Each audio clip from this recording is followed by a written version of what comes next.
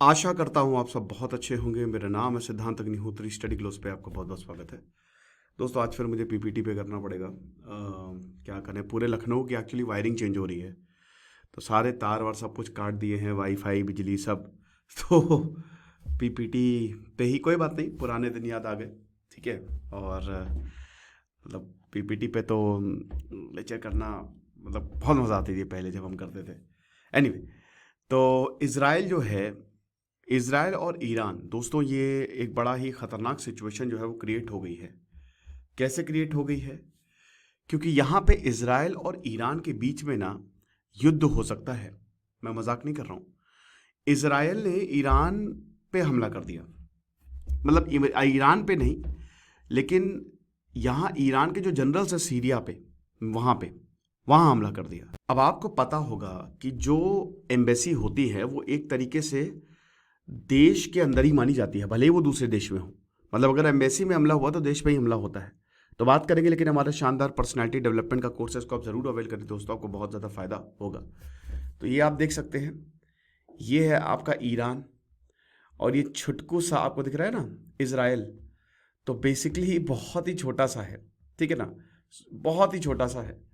लेकिन फिर भी भले ही छोटा है, छोटी छोटी पर मोटी बातें, लेकिन इसकी जो वैल्यू है वो बहुत ज़्यादा बड़ी है। लवांट या द होली लैंड से नाम को इसको जाना जाता है, और इस समय भयानक युद्ध जो है वो छिड़ा हुआ है। अब प्रॉब्लम क्या है? प्रॉब्लम ये है कि यहाँ इज़राइल हमास को मार रहा है, मार तो रहा है। ईरान यहाँ पे है।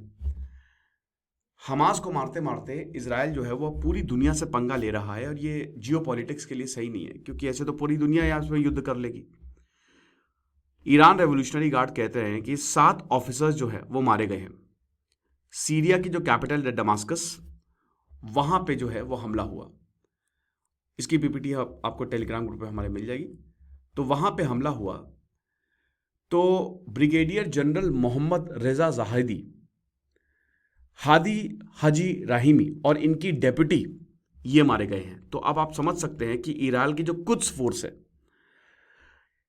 रेवोल्यूशनरी फोर्स, जब ईरान में 1979 में रेवोल्यूशन आया तो ये फोर्स बनाई गई ताकि ईरान को सेफ रखा जा सके। इनके जनरल को उड़ा दिया। कहां पे उड़ाया? जो सीरिया की कैपिटल है दमास्कस, वहां पे जो इनकी एम्बेसी है, इनकी काउंसुलेट पे हमला हुआ। समझ रहे हो?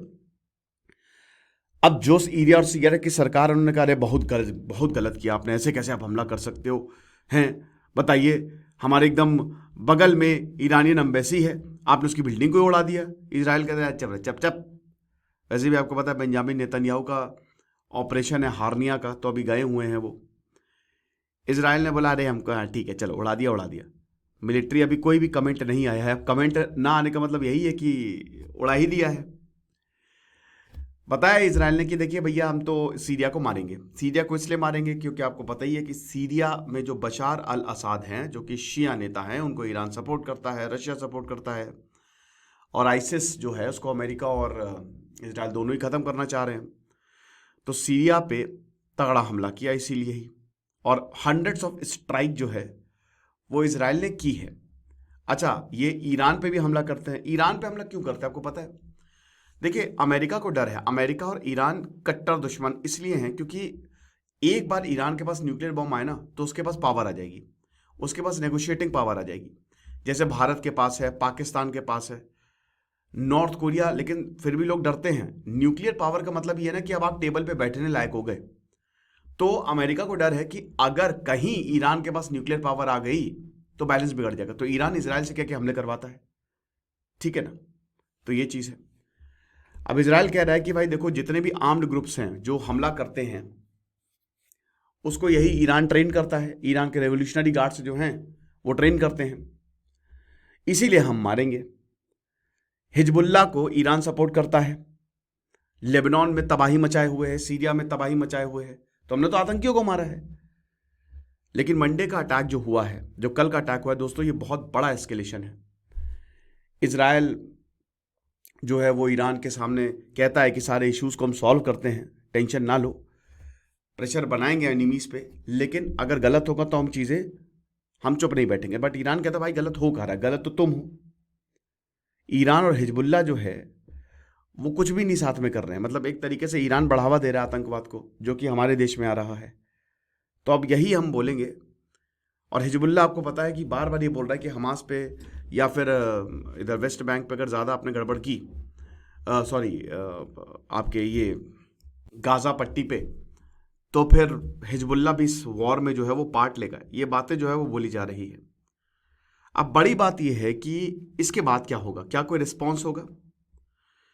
देखिए, कुछ भी हो सकता है। हालांकि it might be sort of cyber attack, ये भी हो सकता है। सीरिया की जो डिफेंस मिनिस्ट्री बोल रही है कि इजराइल के एयरक्राफ्ट ने ईरानियन कॉन्सुलेट बिल्डिंग को टारगेट किया। वेस्टर्न मेजे डिस्ट्रिक्ट के हाईवे पे था ये, जो कि डमास्कस में ही पड़ता है। और लगभग शाम 5 बजे जो है बहुत तेजी से एक मिसाइल आती है और उड़ा दिया पूरी बिल्डिंग को। आप समझ रहे हो? इनफैक्ट जो, हालांकि सीरियन एयर डिफेंस उस समय एक्टिव हुआ और जो कुछ मिसाइल आ रही थी हमने उनको मार गिराया, लेकिन बाकी जो है वो उसको बाईपास करके पूरा कॉन्सुलेट उड़ गया। बहुत सारी कैजुअलिटी हमको देखने को मिली हैं। फोटोज और सीड वीडियोस भी सामने आए। ये तो बिल्कुल पक्की बात यह है कि इजराइल ने उड़ा दी, इसलिए उसने कमेंट भी नहीं किया है ना। अब इसमें ईरान के जो एम्बेसडर हैं हुसैन अकबरी, उन्होंने कहा कि इजरायली F-35 फाइटर जेट्स थे, इन्होंने हमारी जगह को ब्रूटली असॉल्ट किया है, हमारे काउंसलर सेक्शन को खत्म किया है। ठीक है। साथ ही साथ रेवोल्यूशनरी गार्ड्स ने स्टेटमेंट भी दी कि जो हमारे 7 ऑफिसर्स हैं वो मारे गए हैं, जिसमें ब्रिगेडियर जनरल मोहम्मद रेजा जाहिदी और ब्रिगेडियर जनरल मोहम्मद हादी हजी राहिमी थे। और ये सीनियर मिलिट्री एडवाइजर्स थे।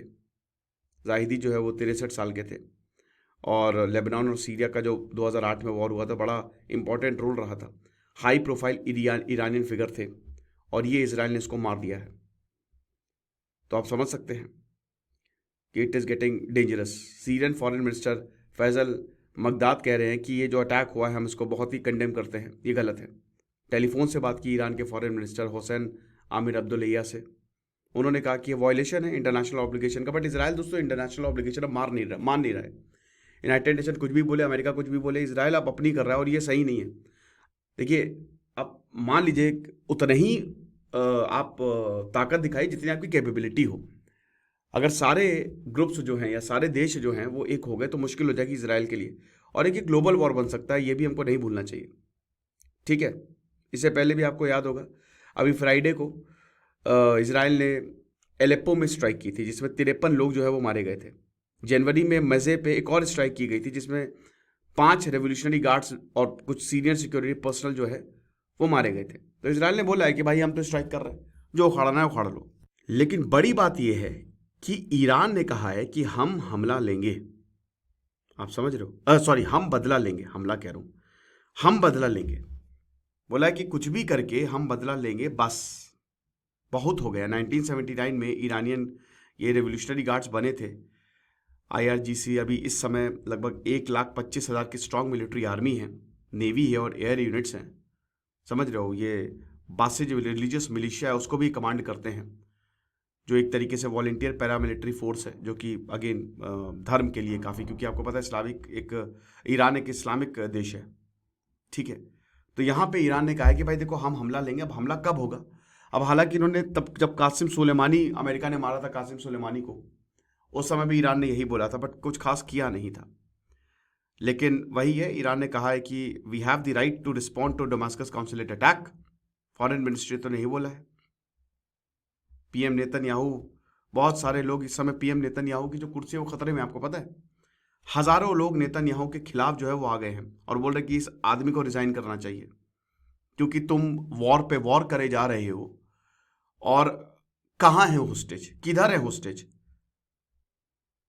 अल जजीरा को बैन करने की बात चल रही है, व्हाइट हाउस कह रहे तो बहुत कंसर्निंग है। तो इजराइल डेंजरस हो गया, इस पर बहुत ज़्यादा डेंजरस हो गया। पैलेस्तीन कह रहा है कि हमको पूरी यूनाइटेड नेशंस की मेंबरशिप दो। जो होगा बताएंगे, लेकिन खतरनाक है। बाकी आप हमारे पर्सनालिटी डेवलपमेंट का कोर्स ज़रूर अवेल करें। Thank you so much.